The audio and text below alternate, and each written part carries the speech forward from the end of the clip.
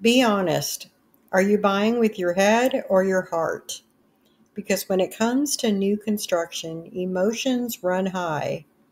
We fall in love with the kitchen, a view, or a new home smell, but forget to check the fine print. Builders know this. That's why they stage model homes to make you feel something. The key? Balancing emotions with logic. So you get a home that you love without regrets. I put together a simple checklist to help you make the right decision with both your heart and your head.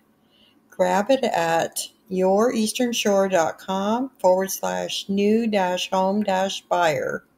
I'll put the link in the comments because your dream home should feel right and make sense for your future. Tammy Roberts, youreasternshore.com.